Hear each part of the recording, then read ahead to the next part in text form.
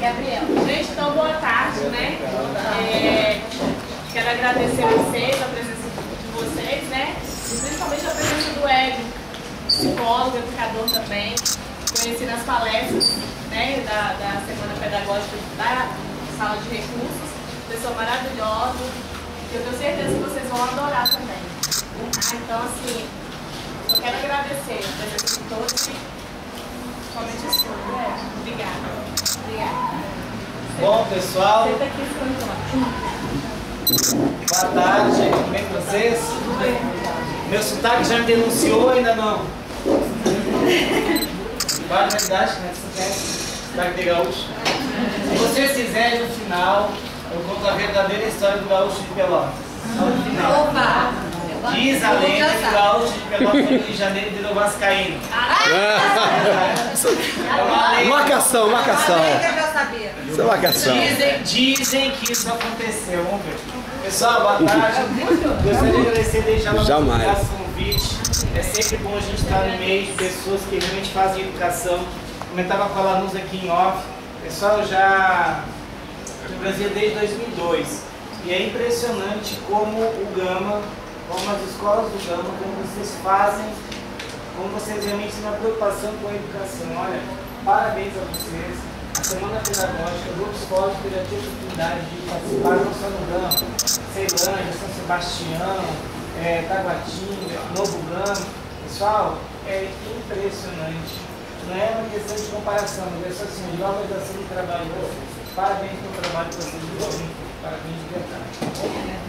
Bom, hoje a gente vai bater um papo aqui, pessoal, sobre as emoções na sala de recursos, o papel do professor na atividade docente. Vamos lá.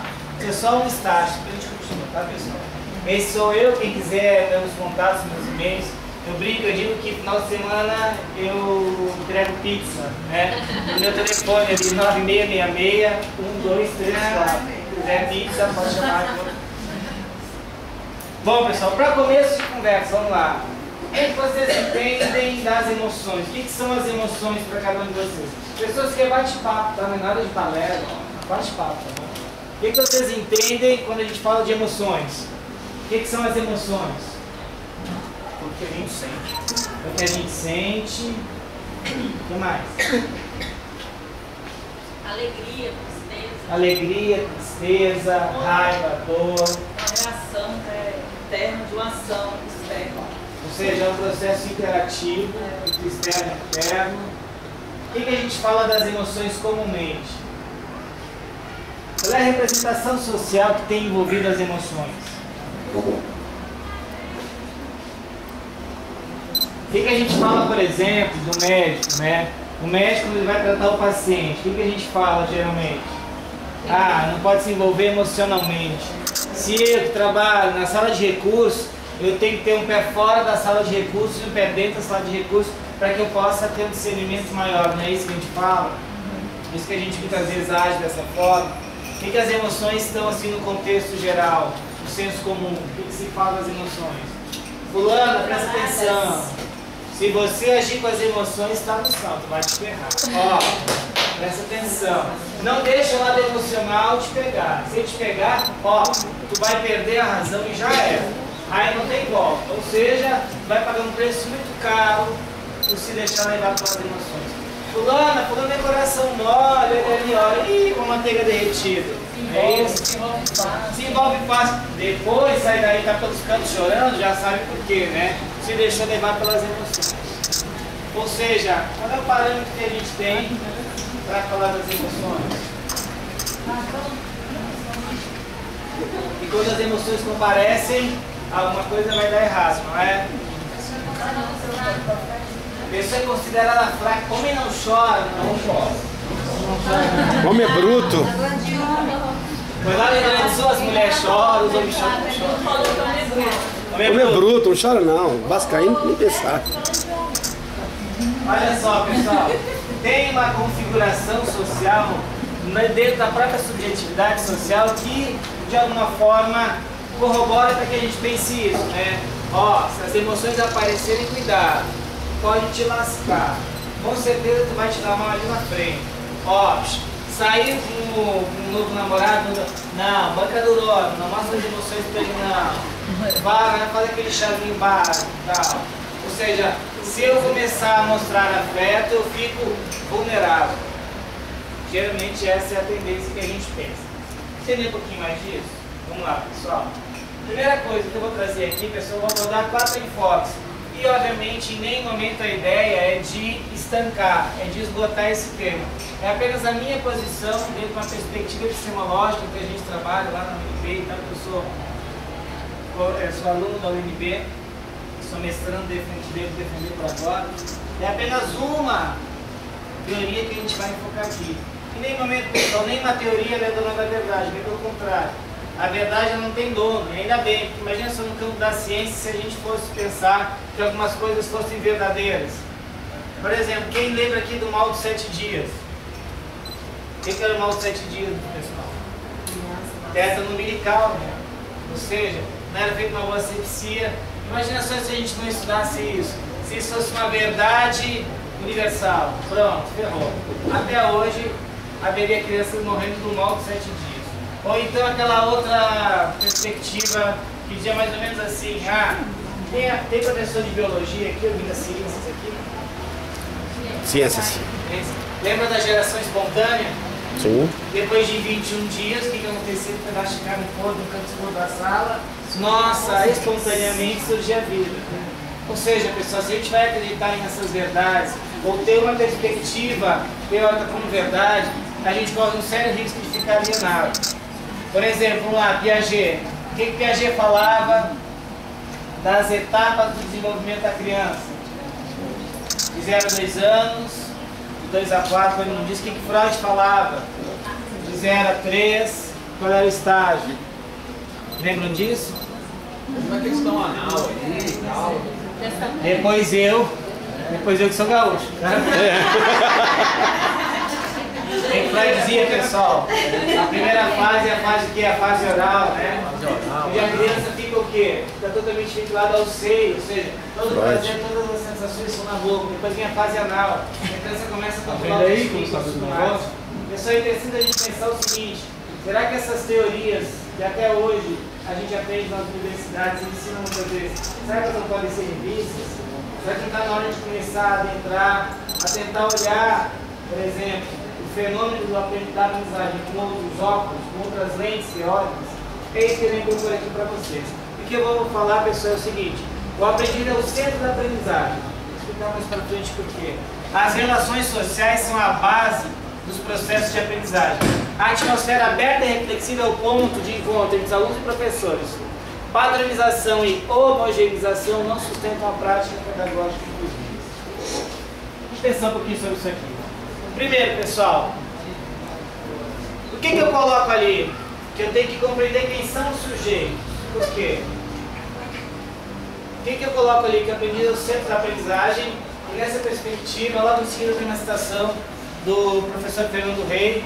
E diga ali, quem são os sujeitos? O que eu tenho que compreender isso? Por que isso é fundamental para nós? Porque se a gente não entende um sujeito, no caso que é o nosso aluno, a gente não sabe, né? Ele não conhece, por exemplo, as emoções, os aspectos externos que nós alunos estão passando, a gente não vai conseguir alcançar o nosso objetivo, né? Que é o da construção do conhecimento, né? Exatamente. Pessoal, como que eu vou lidar com alguém se eu não conheço? Eu não sei de onde vem, eu não sei o histórico familiar, eu não sei quais são as predileções, eu não sei quais são as dificuldades, não sei nada. Como que eu vou lidar? Como que eu vou fazer, por exemplo, algum tipo de atividade se eu não conheço a pessoa? E aí entra um outro aspecto que é bom da gente pensar. Na sociologia a gente trata um termo que é muito interessante. Se chama da corresponsabilização. O que é isso, pessoal? Que termo é esse? Que conceito é esse que a gente usa muito na sociologia? O que é? O que é a corresponsabilidade? Pessoal, quando a gente quebra um fazer pedagógico assimétrico, quando eu começo a me colocar no mesmo nível do aluno, primeiro, eu começo a aprender também. E segundo, que quando a gente faz uma relação de mão dupla, o aluno passa a ser tão ou mais responsável quanto eu naquela relação de ensino-aprendizagem. Por isso que eu tenho que conhecê-lo, para que eu possa também corresponsabilizá-lo nesse sentido. Pessoal, por que muitas vezes projetos sociais não vingam ou não dão certo? Por quê? Porque muitas vezes a gente não vai perguntar para a comunidade que vai receber aquele projeto como seria, quais eram as ideias, será que aquele projeto é adequado ou não? Quando a gente começa, pessoal, a interagir mais no mundo do aluno, a gente começa a ter novas percepções sobre quem é o nosso aluno. Depois eu coloco ali a dimensão subjetiva. O que é isso, pessoal? Eu vou começar a introduzir um pouco o tema da subjetividade aqui. Que dimensão subjetiva é essa? O que é? O que vocês entendem por uma dimensão subjetiva do aluno? Vai além, né, porque ele demonstra que já tem na sala de aula, né, questão interna mesmo dele, do eu emocional, do eu. Pessoal, a dimensão subjetiva ela envolve N outros aspectos, como por exemplo a história de vida desse aluno, como por exemplo os afetos vividos e os não vividos, como por exemplo as particularidades que ele tem em aprender determinado conteúdo e outros conteúdos ele não consegue aprender, não consegue desenvolver. Quando a gente fala de dimensão subjetiva, a gente começa a abarcar o social e o individual, o objetivo e o subjetivo, que está dentro e fora, o intrapsíquico e o interpsíquico. Ou seja, quando a gente fala em dimensão subjetiva, a gente começa a falar de uma outra qualidade dessa relação de aprendizagem. Por que eu falo de outra qualidade? Pessoal, o que a gente acaba, e isso acontece acho, com todos nós de alguma forma, meio que rotulando os alunos. Pessoal, sou professor educador, dou aula no mesmo rol de vocês, não diferencio nada. O que acontece quando a gente faz isso? Eu perco a oportunidade de conhecer o aluno pela diferença e não pelo padrão que a gente muitas vezes estabelece. E aí o que acontece com isso? Pessoal, quando eu rotulo alguém, fica muito difícil de eu conseguir além de estereótipo. Por exemplo, quer ver como é que funciona? Olha só, posso pegar pegar a luz aqui agora. Olha só como é que vai ser. Todo mundo diz que a Lanús é chata. Pessoal, a Lanús é muito chata. Pessoal, olha, não dá pra contar a Lanús. Que pessoa chata. É uma pessoinha assim que eu vou te contar. Olha, só faz peso sobre a terra, não serve pra nada. A Lanús é muito chata. A Lanús é muito chata. Olha, Lanús, é tudo bom? Já me falaram que tu é chata? Muito chata, né? Olha, não falei, olha a cara dela, não é chata? Pessoal, não interessa o que a Lanusa vai fazer, não interessa. O rótulo pegou, pá, tá lá marcado, do outro lado, acabou. Qualquer coisa que a Lanusa faça, eu não vou conseguir avançar nesse processo de olhar a Lanusa de um outro jeito que não seja pelo rótulo. E aí, pessoal, por exemplo, o que a gente faz muitas vezes na sala de recursos? Ah, tal criança tem determinada deficiência. Pronto. O que eu vou olhar para aquela criança? Eu vou olhar para aquela criança pela lente, pelo filtro da deficiência. E eu não consigo entender que por trás de uma deficiência, por exemplo, de uma criança deficiente, há um mundo, há um universo que aquela criança para ser explorado. Isso é dimensão subjetiva. Esses são os recortes da vida que a gente tem que fazer. O pessoal me gosta de falar algo muito interessante. Ele dizia que uma criança só se sentia deficiente a partir do momento que ela via que ela era diferente das outras. Até então não tinha deficiência nenhuma. Ou seja, até então ela era tratada como uma pessoa normal dentro das relações sociais que ela vivia. Quando ela chega na escola, vem o estereótipo. E aí também tem uma outra questão interessante para a gente discutir, que é a questão do termo mesmo, né? Inclusão. Vamos lá, pessoal. O que o termo inclusão ele denota? Se alguém está fora, você está dentro, mas está aí. Será que alguém está fora do aprendizado? Será que a gente tem, digamos assim, um método único que todo mundo vai aprender do mesmo jeito? Será que cada um não se inclui da sua forma naquele conteúdo que a gente vai trabalhar em sala de aula?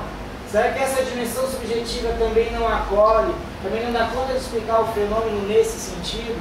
Qual o sentido que eu expresso aqui? Da diferença. Ou será que todos nós aqui vamos aprender igual? Será que todos os nossos alunos que não são deficientes aprendem do mesmo jeito? Então essa relação subjetiva, pessoal, dessas dimensões, que muitas vezes elas escapam ao nosso olhar pedagógico, à nossa prática educacional, é que a gente vai procurar trabalhar aqui um pouquinho com vocês. E depois, pessoal, quando eu coloco ali, a aprendizagem singular vai nos obrigar a pensar em nossas práticas pedagógicas sobre os aspectos que propiciam o posicionamento do aluno como sujeito da aprendizagem. O que vocês entendem como aluno, como sujeito da aprendizagem? Justamente o que você falou, né? Com a subjetividade, a gente passa a ter um diagnóstico de cada aluno. Então a gente vai tentar fazer a nossa prática pedagógica que atenda às individualidades dos alunos na sala de aula. Pessoal, quando a gente coloca a aprendizagem singular, eu trago para essa discussão a questão das particularidades, das individualidades que cada aluno tem. O aluno só vai se tornar sujeito dessa aprendizagem, só vai ter um posicionamento quando ele consegue pegar aquilo que é ensinado e traduzir de alguma forma, ter uma opção de entendimento em relação ao conteúdo basicamente vinculado à sua história de vida, ao seu aspecto social, ou alguma coisa assim. Aí, pessoal, a gente começa a perceber o que o Ausubel falava da aprendizagem significativa. Que era o quê? É quando o aluno consegue quebrar o conteúdo e ele começa a fazer os seus pontos de ancoragem. O Brunner falava muito isso. O que são os pontos de ancoragem? A criança ela vai se ancorar em algum tipo de conhecimento, mas é só uma ancoragem. A partir daí ela começa a construir o próprio conhecimento. A partir daí o aluno começa a ser sujeito do seu processo. Quando a gente fala em sujeito, qual é a ideia que a gente quer passar para vocês? A ideia de sujeito é a seguinte: sabe aquela pessoa que ela consegue abrir uma brecha? Sabe aquela pessoa que ela tem um problema, ela acha uma solução? Sabe aquela pessoa que ela consegue se reinventar a cada momento? Essa prática pedagógica, pessoal, ela deveria ser vinculada não só na sala de recursos, mas na sala tipo tida como normal, ou mais usual, como a gente quer determinar o termo. Agora é legal a gente começar a pensar que qual é o tipo de pedagogia que eu alicerço no meu processo educativo, a ensino-aprendizagem. Qual é? Ela é reprodutiva, ela é mimética, ela é robótica? É aquela questão, vamos lá, o conteúdo tem que ser dado. Como que a gente faz esse fazer pedagógico? Será que existe um em detrimento do outro? Será que nesse sistema não cabe os dois, tanto conteúdo como aprendizagem significativa, como ser sujeito nesse processo? Daqui a pouquinho. Fica aqui a reflexão.